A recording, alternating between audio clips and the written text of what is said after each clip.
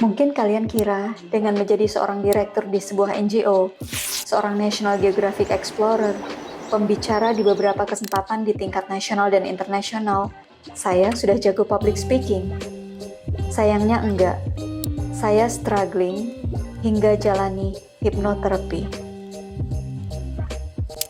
Halo teman-teman, saya Febri, leader dengan pengalaman lebih dari 10 tahun di dunia NGO dan juga seorang National Geographic Explorer. Sebagai seorang pemimpin yang sering bertemu dengan pejabat, donatur, sering memberikan pidato, menjadi pembicara online dan offline, teman-teman mungkin pikir bahwa bicara di depan umum bukan masalah lagi buat saya. Tapi sebenarnya, hingga hari ini pun, saya masih berjuang untuk mengatasi glossophobia atau ketakutan pada public speaking. Oke, jadi saya mau cerita, waktu SMP, SMA, saya belum ngeh kalau ada problem ini. Saya cukup aktif di OSIS, bahkan pernah juara pidato. Saya baru sadar akan masalah ketakutan pada public speaking ini waktu saya kuliah S1 di UI Depok. Waktu itu ada presentasi, lalu tiba-tiba pada saat melakukan presentasi itu saya nafasnya jadi pendek-pendek. Jadi saya tersengal-sengal, megap-megap untuk menyelesaikan presentasi. Sejak saat itu rasanya memori itu terekam dan menimbulkan ketakutan ketika saya akan melakukan public speaking berikutnya.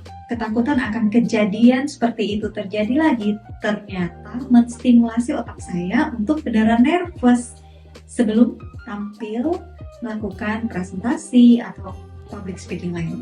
Jadi ada beberapa gejala yang sering saya alami sebelum tampil untuk ngomong di depan umum, misalnya seperti gemeteran, keringat dingin, detak jantung cepat, ingin pipis terus, napas pendek-pendek, bahkan pada saat ngomong bisa saja tercekat, kayak susah ngomong. Dan itu sangat mengganggu karena otomatis merasa malu dan membuat stres. Dalam pengalaman saya, cemas ngomong ini bahkan bukan hanya untuk situasi ngomong di mana dengan audiens yang ramai, karena pengalaman saya bahkan di kelompok kecil pun yang mungkin hanya 3 orang, saya bisa merasa nervous. Ketika saya ditanya bagaimana nih pengalaman pergi ke mana tempat yang saya sudah lupa, dan di situ saya menjelaskan dalam keadaan yang nafas pendek, tersengal-sengal. Itu menurut saya sangat aneh karena bukan berada pada situasi yang formal, tapi tetap bisa muncul seperti itu. Meskipun serangan panik ketika mau bicara dengan orang lain ini bukan hal yang selalu muncul. Artinya dia hanya datang kadang-kadang. Bahkan pernah juga saya menjadi imam sholat gitu dengan 2 teman cewek, dan tiba-tiba suara saya makin kecil karena kesulitan untuk bicara. Jadi memang ini problem dan sangat mengganggu buat saya.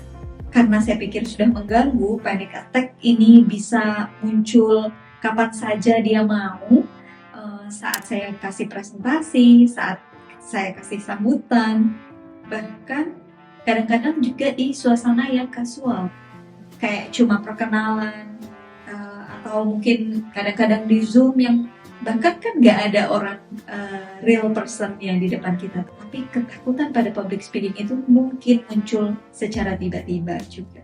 Namun karena peran saya sebagai pimpinan dari sebuah NGO yang menuntut peran untuk bisa berkomunikasi dengan baik kepada stakeholder, kepada pejabat, donor ini, maka saya merasa bahwa gangguan ini harus diatasi. Sehingga saya harus melakukan banyak upaya untuk bisa mengatasi ketakutan pada public speaking. Nah, sebelum saya ceritain pengalaman saya melakukan hipnoterapi untuk mengatasi ketakutan pada public speaking, saya juga mau share nih beberapa fun fact tentang ketakutan pada public speaking atau glossophobia. Apa yang kira-kira teman-teman bayangkan kalau mendengar kata public speaking? Mungkin banyak orang juga menyukai public speaking, nggak semua takut ya, tetapi jauh lebih banyak orang-orang yang takut dengan public speaking. Bahkan katanya ketakutan pada public speaking ini adalah ketakutan nomor 1 di dunia. Bahkan melebihi ketakutan pada hewan berbisa kayak ular kalajengking atau pada ketinggian, bahkan pada kematian. Diperkirakan sekitar 75% orang di dunia ini takut dengan public speaking.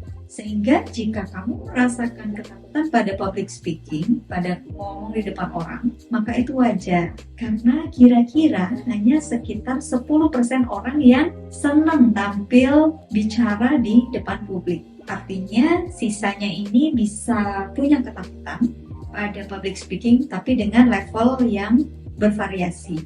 Dari takut sampai takut banget. Nah, yang parah ini sekitar 5-10% katanya. Dan yang menarik bahwa perempuan katanya juga cenderung lebih memiliki ketakutan pada public speaking dibanding laki-laki. Setuju nggak teman-teman?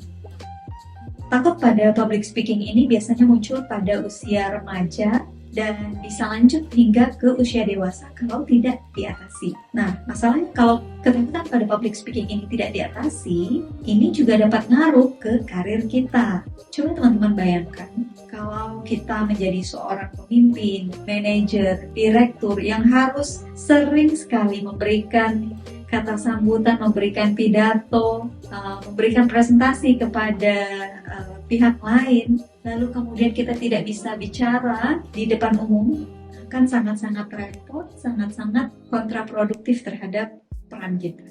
Dan akhirnya sebagian orang akan menghindari karir yang menuntut mereka untuk banyak ngomong di depan umum. Nah, sehingga ini menjadi dampak negatif dari ketakutan terhadap public speaking karena berpengaruh kepada karir. Ketika kita menghindari peran-peran di mana kita harus berkomunikasi dengan banyak orang, maka artinya kita sudah mengecilkan opsi pilihan karir kita. Jadi rasanya sayang banget kalau opsi karir kita harus mengecil karena kita takut dengan public speaking. Ini yang saya rasakan ketika saya punya peran jabatan sebagai manajer, direktur, di mana pekerjaan saya, karir saya menuntut untuk saya banyak melakukan komunikasi dengan pihak lain. Dan saya nggak bisa terus-terusan menghindari memberikan kata sambutan, memberikan presentasi, karena memang itu tugasnya. Sehingga saya berusaha keras untuk bisa mengatasi ketakutan pada public speaking tersebut. Saya banyak belajar dari YouTube, ikut kursus online tentang public speaking, sampai pada titik di mana saya merasa sangat tertekan karena gangguan public speaking. Bahkan saking stresnya pada waktu itu, saya menjalani hal yang belum pernah saya lakukan, yaitu hipnoterapi. Dan disinilah terungkap kenapa saya mempunyai masalah kecemasan pada public speaking tersebut. Jadi sekitar tahun 2019 saya pergi ke Semarang, saya mengikuti kursus hipnoterapi. Waktu itu tujuannya untuk mempelajari hipnoterapi karena siapa tahu bisa bermanfaat untuk diri saya kalaupun tidak dapat membantu orang lain. Biayanya lumayan mahal waktu itu 3 juta, belum lagi tiket PP ke Semarang. Tapi berhubung saya benar-benar ingin berusaha mengatasi kecemasan pada public speaking tadi, ketakutan itu, maka saya memutuskan untuk mengambil langkah ini.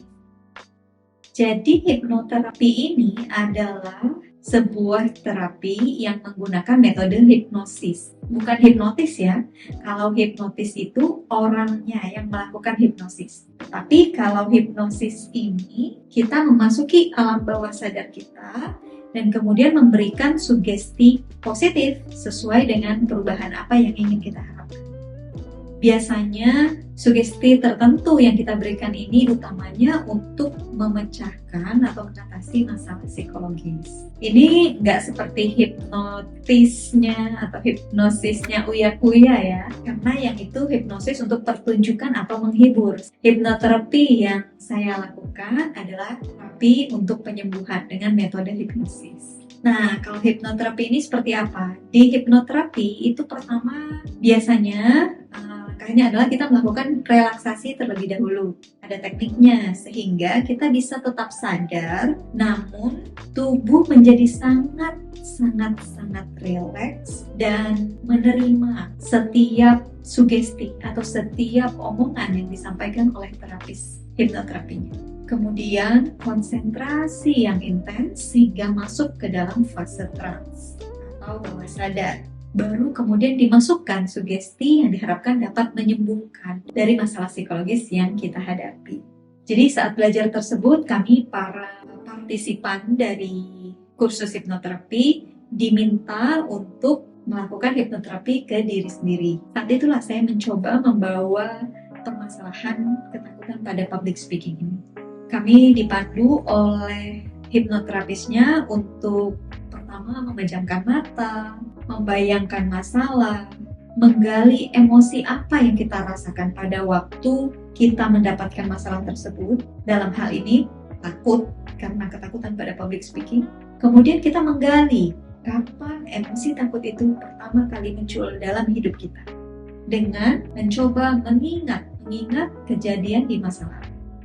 Ketika dalam proses recall tersebut, mencoba mengingat memori apa yang menimbulkan perasaan takut tersebut. Awalnya pada otak saya tergambar momen di mana pada waktu itu masih SMP atau SMA, di mana saya dilempar menghapus oleh guru saya. Karena waktu itu saya berdiskusi dengan teman di belakang bangku saya tentang adanya ketidaksetujuan yang saya rasakan pada waktu itu dengan apa yang disampaikan oleh ibu guru, sehingga saya tidak memperhatikan ibu guru, tidak mendengarkan apa yang dia ucapkan selanjutnya karena saya mengambil waktu itu untuk berdiskusi dengan teman saya di belakang. Nah, rupanya ibu guru tidak berkenan dengan hal itu dan kemudian beliau marah besar sehingga melemparkan penghapus itu ke arah saya. Ketemu momen itu, tetapi oleh trainer disuruh lagi untuk menarik lagi ke belakang tentang momen yang mungkin saja ada bahkan sebelum momen tersebut terjadi. Disitulah saya menemukan momen takut pertama kali muncul di dalam benak saya, tergambar di dalam otak saya dengan sangat jelas. Dan ketika membayangkan kejadian itu, saya merasa begitu takut, bahkan saya menangis terseduh-seduh karena merasa ketakutan ketika menghadirkan kembali momen itu. Kejadian ini sudah sangat lama, mungkin di kelas 1, kelas 2 SD, di mana juga berkaitan dengan ibu guru. Jadi waktu saya kecil itu saya dimarahi oleh ibu guru yang ini terkait dengan ada sesuatu hal yang saya laporkan kepada mama saya. Saya yang masih kecil pada waktu itu takut, shock, sedih, kecewa dengan kenyataan dimarahi oleh ibu guru yang bermula dari kejadian saya melaporkan sesuatu kepada mama saya. Kejadian itu sudah lama dan terlupakan, namun rupanya masih tersimpan di dalam memori saya. Dua-dua kejadian ini berhubungan dengan ngomong.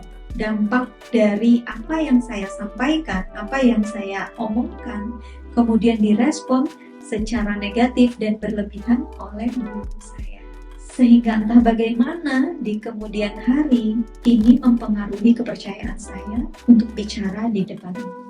Menurut apa yang saya baca pun memang bahwa ketakutan terhadap public speaking ini sangat mungkin sebagai sebuah hasil dari trauma di masa lalu. Setelah ketemu dengan momen yang diperkirakan sebagai akar masalah itu, kemudian saya menjalani proses hipnoterapinya, terapi untuk menyembuhkannya. Agak-agak lupa sih sebenarnya, tapi yang saya ingat waktu itu kita diminta untuk membuat sebuah simbol. Simbol ini disebut jangka, di mana kalau simbol itu saya lakukan, simbol yang saya pilih itu tadi saya lakukan, maka itu akan mengingatkan saya ada sugesti positif untuk menggantikan pikiran-pikiran negatif yang mungkin akan muncul.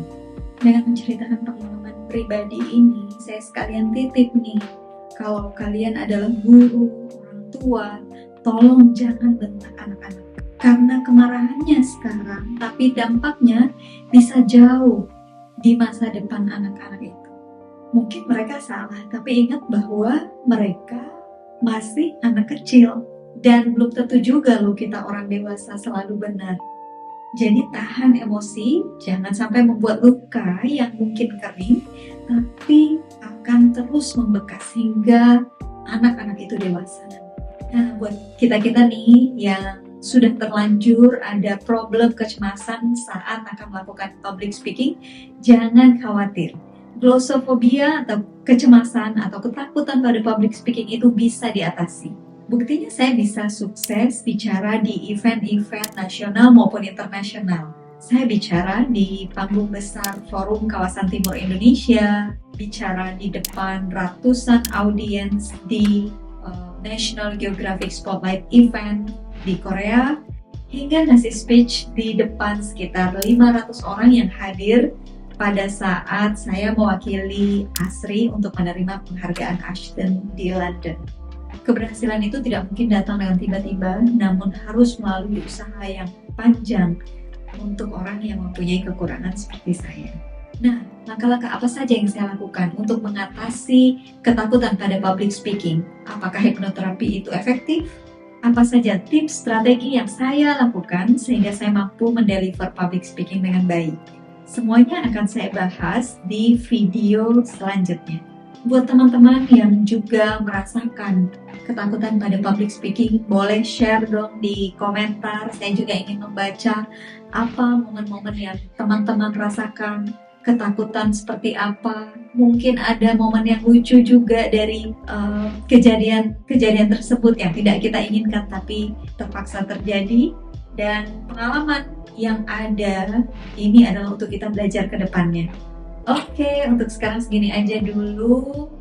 Selalu optimis, selalu bersyukur. Sampai ketemu di video Mentor Mind berikutnya.